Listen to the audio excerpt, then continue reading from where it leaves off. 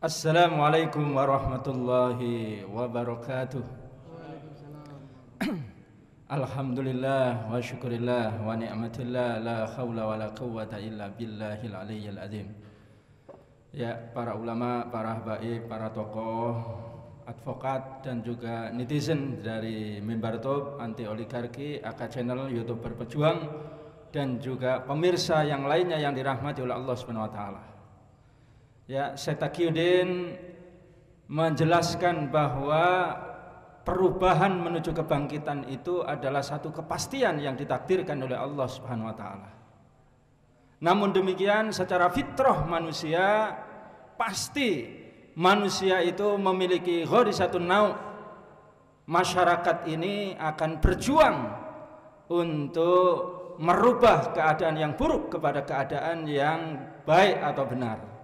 Apalagi kemudian para tokohnya, para ulama, para advokat, demikian juga para politisi, demikian juga tidak akan ketinggalan para pejabat, polisi dan juga TNI.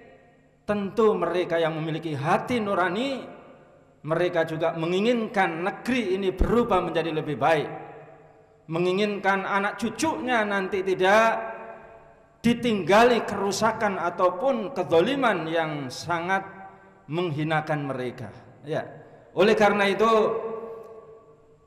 perubahan ini salah satunya barangkali bisa kita lihat di masa Rasulullah Sallallahu Alaihi Wasallam yang dikisahkan dalam surat Al-Lahab.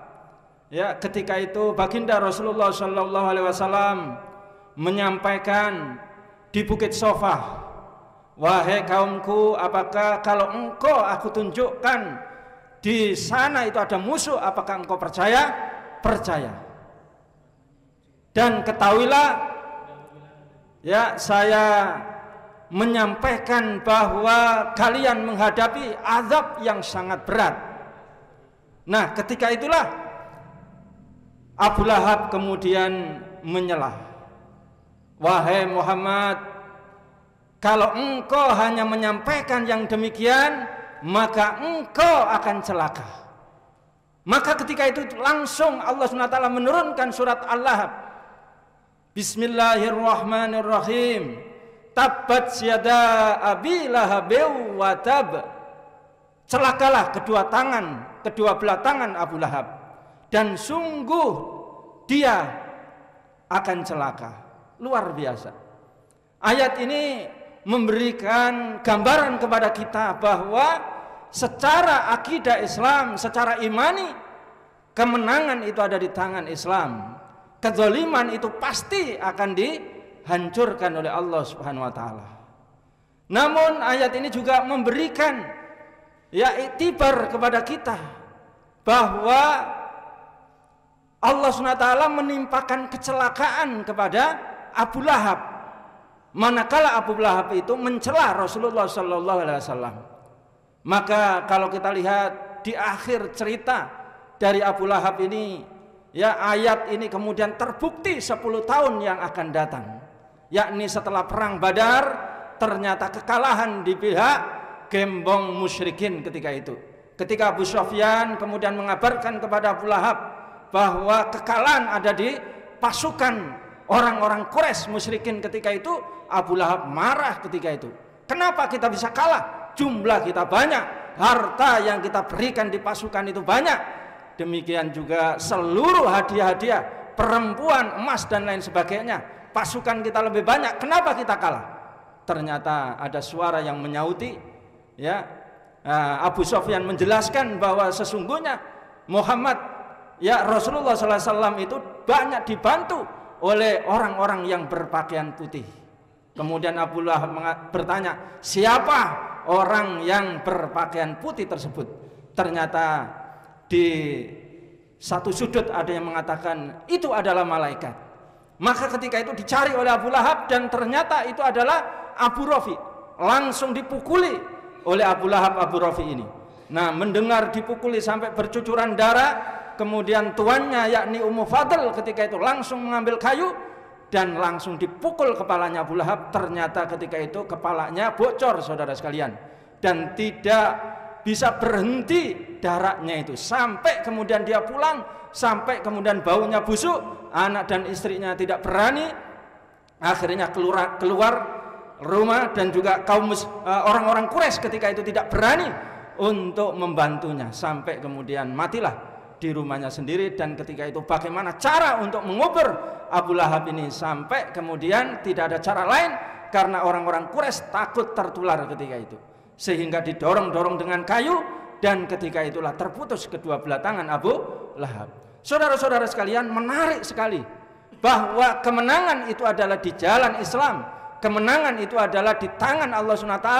Maka perjuangan kita ini harus sesuai dengan jalan Allah SWT, sesuai dengan Al-Quran dan Sunnah. Yang kedua, seperti yang saya katakan tadi, apa yang dilakukan oleh Abu Lahab ini adalah termasuk gembong Quraisy, atau ketika itu adalah oligarki Quraisy yang paling hebat, yang paling besar, yang paling kaya ketika itu. Namun ketika Rasulullah SAW terus-menerus bersabar berdakwah, ketika itu banyak orang-orang Quraisy yang masuk Islam dan pembesar Quraisy masuk Islam, sampai Rasulullah dimenangkan dan hijrah ke Madinah. Demikian juga era sekarang, pemirsa sekalian yang dirahmati oleh Allah SWT, kita melihat satu kepastian fajar kebangkitan Islam, fajar kebangkitan rakyat Indonesia itu sangat terang benderang sekali. Yang pertama, kalau kita lihat gerakan para ulama, ya, para pemuda, para aktivis, para habaib, dan juga para tokoh bahkan aktivis yang selalu melakukan nasihat kepada rezim Jokowi, melakukan muhasabah kepada rezim Jokowi bahwa berbagai macam problem, berbagai macam kerusakan ini menunjukkan bahwa Pak Jokowi ini tidak memiliki kemampuan. Bahkan ditegaskan oleh Pak Mahfud, ya, menurut TAP MPR nomor 6 tahun 2001, kalau kepala negara atau pemimpin sudah tidak mampu lagi untuk mengurus negara, maka dia harus malu dan mengundurkan diri.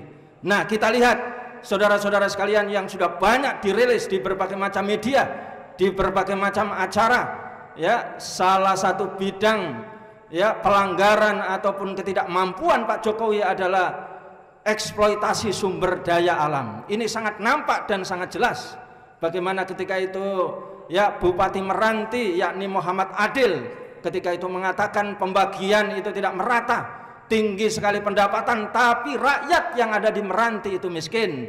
Demikian juga kerusakan-kerusakan lingkungan itu sangat luar biasa, sehingga ketika dia meminta bagian yang lebih besar tidak dikabulkan oleh Kementerian Keuangan, sampai dia bilang orang di Kementerian Keuangan ini banyak setan atau iblisnya, apa perlu Meranti ini mengangkat senjata. Luar biasa ini, ya. Ini yang menunjukkan bahwa sumber daya alam kita ini sudah dirampok oleh oligarki, saudara. Betul tidak? Tidak hanya Bupati Meranti, saudara, Gubernur Maluku Utara ketika itu Presiden Jokowi ketika berkunjung ke sana, dan juga pada satu kesempatan dia mengatakan Maluku Utara mengalami pertumbuhan yang paling besar dibanding pertumbuhan yang ada di dunia ini, paling besar, yakni 27%, gitu ya, luar biasa. Tapi dijawab oleh Gubernur Maluku Utara Bapak Abdul Ghani Kasubah. Dia mengatakan pertumbuhan 27% itu hanya dinikmati oleh segelintir saja dari perusahaan-perusahaan swasta asing, sedangkan rakyat tidak menikmati sama sekali, bahkan lingkungannya rusak. Ini eksploitasi sumber daya manusia. Demikian juga korupsi tidak mampu mencegah Pak Jokowi ini. Kita bisa melihat bagaimana korupsi dari Asabri, Jiwasraya, dan juga beberapa perusahaan negara yang kalau ditotal itu minimal adalah 52,3 triliun. Ditambah lagi ada skandal Kemenkeu, yakni sekitar 349. Ya, ditambah lagi ada mafia hitam 303, luar biasa. Ditambah lagi ada oknum Kapolda yang menjadi bandar narkoba, saudara. Ini kerusakan korupsi yang sangat luar biasa dan tidak mampu dan tidak bertanggung jawab Pak Jokowi ini, ya. Apalagi kemudian bagaimana, ya, penipuan atau juga pengeksploitasian oligarki kepada undang-undang yang kemudian menguntungkan mereka. Kita bisa melihat bagaimana undang-undang IKN diketok dalam tempo 48 hari, cepat sekali. Undang-undang Cipta Kerja yang terdiri dari 1.203 pasal diketok dalam tempo 167 hari atau hanya 64 kali rapat saja, saudara. Super cepat, super kilat, saudara. Ini di belakangnya siapa, saudara? Ya, kalau bukan oligarki, betul tidak? Ya, demikian juga, saudara. Sebaliknya RUU perlindungan data pribadi masyarakat sampai 5 tahun dibahas, saudara sekalian, tidak diketok-ketok ini, Bung Ferry, alias menguap, saudara.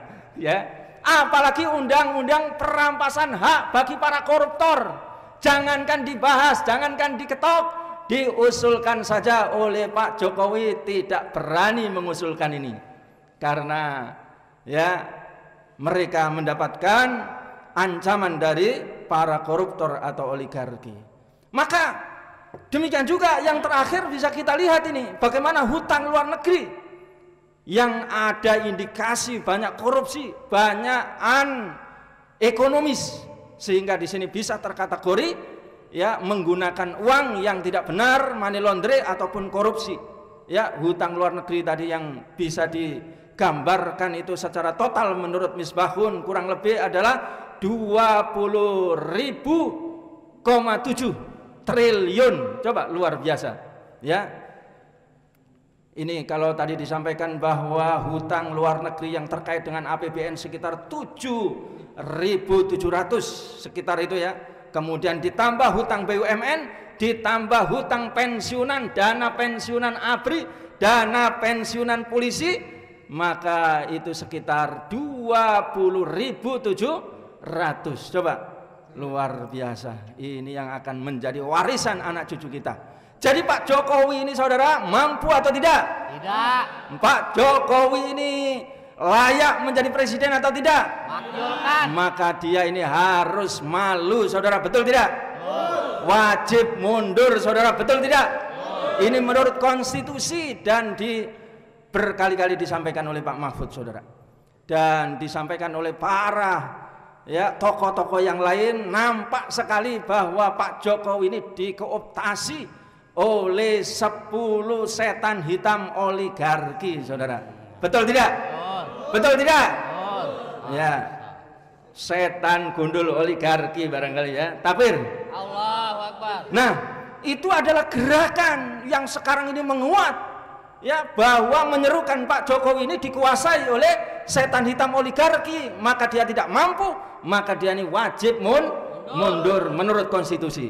Demikian juga para advokat, para politisi, para tokoh juga melakukan gerakan ya pemakzulan. Ini bisa kita lihat bagaimana kalau kita lihat pelanggaran-pelanggaran yang pernah dialami oleh Soekarno karena dia terlibat pelanggaran terhadap komunis, maka dia dimakzulkan.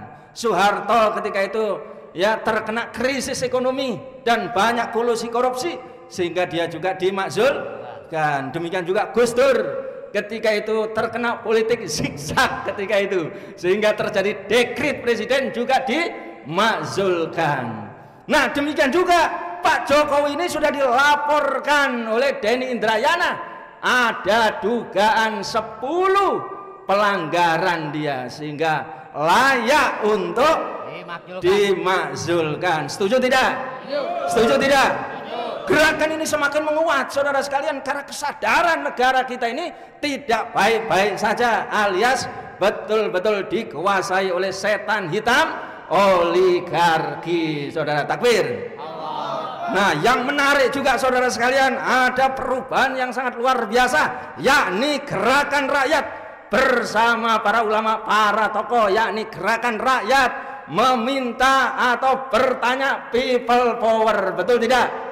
Karena Pak Jokowi telah banyak melanggar. Dia mengatakan ketika ada 3 periode, dia mengatakan bukan usulan saya, saudara. Ketika perpanjangan jabatan saya tidak minta, tapi gilirannya saudara mau pemilu dia bilang saya cawe-cawe. Berarti alias Pak Jokowi bujui, saudara. Betul tidak? Betul tidak? Gitu. Nabok nilai tangan namanya Pak Jokowi ini. Ya, makanya betul katanya ketua LBBR tadi ini. Wis mulai wae Pak Jokowi gitu ya. Nah, saudara sekalian, ini luar biasa. Tapi gerakan yang sangat luar biasa, saudara, yakni gerakan dakwah, gerakan amar ma'ruf nahi munkar, yang gerakan ideologis dan gerakan politik yang mendapatkan dukungan rakyat, saudara. Bagaimana cara mengusir oligarki digambarkan oleh Rasulullah sallallahu alaihi wasallam tadi dengan kisah surat Al-Lahab tadi, saudara sekalian. Ketika Rasulullah menang di Madinah ketika itu langsung diterapkan syariat Islam, dan di sini konsep dari Islam adalah asyada li syar'i, maka hukum itu adalah di tangan syariat Islam, undang-undang itu di tangan syariat Islam. Kalau tadi undang-undang IKN, undang-undang Omnibus Law, undang-undang Cipta Kerja, undang-undang kesehatan, yang lainnya Minerba bisa dibajak oleh oligarki. Kalau di dalam Islam undang-undangnya adalah syariat Islam. Bisa dibajak atau tidak? Tidak. Bisa dibeli tidak? Murah atau mahal? Oligarki mampus atau tidak? Mampus, saudara.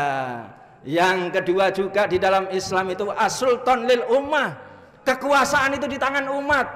Jadi kalau khalifah, kepemimpinan khalifah atau amirul mukminin atau imamah atau imam besar, kalau mangkat itu 3 hari harus segera dipilih cepat, dan prosesnya ada majelis ummah menyeleksi siapa yang layak untuk menjadi imam besar, untuk menjadi khalifah. Mungkin Bung Ferry, mungkin Bung Salman, atau barangkali Bung Ahmad Khosinuddin, atau para ulama dan habaib yang lain. Diseleksi, ditawarkan kepada umat. Kalau umat menyerahkan kepada majelis ummah, dalam tempo 3 hari harus dipilih, atau pemilihan langsung. Sehingga di situ tidak ada kesempatan oligarki untuk melakukan cawe-cawe, apalagi memberi calon. Tidak bisa, karena calon itu tidak boleh dipromosikan yang lain, tidak boleh dikampanyekan yang lain. Dia harus kampanye sendiri, dan waktunya hanya 3 hari saja. Apakah sempat 10 setan gundul tadi itu mendatangi calon pemimpin? Tidak mungkin, saudara. Yang terakhir, saudara, yang ketiga, saudara, ya, maka ya sumber daya alam itu dikuasai oleh negara. Ya, kekayaan alam itu dikuasai oleh negara. Ya, bumi, air dan segala isinya dikuasai oleh negara. Maka tidak boleh oligarki itu mencaplok, menguasai, mengeksploitasi, saudara. Dan itu dikuasai negara, maka itu akan dipenjara kalau dia itu melakukan pencaplokan sumber daya alam. Yang terakhir adalah distribusi. Sistem keuangan itu nanti adalah sistem keuangan yang real. Tidak ada sistem keuangan atau ekonomi itu dikembangkan non real. Ya, bursa santela saham tidak ada, bank-bank yang riba tidak ada, apalagi bank detail juga tidak ada. Semua yang non real itu tidak ada. Hutang yang riba tidak ada. Sehingga yang ada itu uang beredar.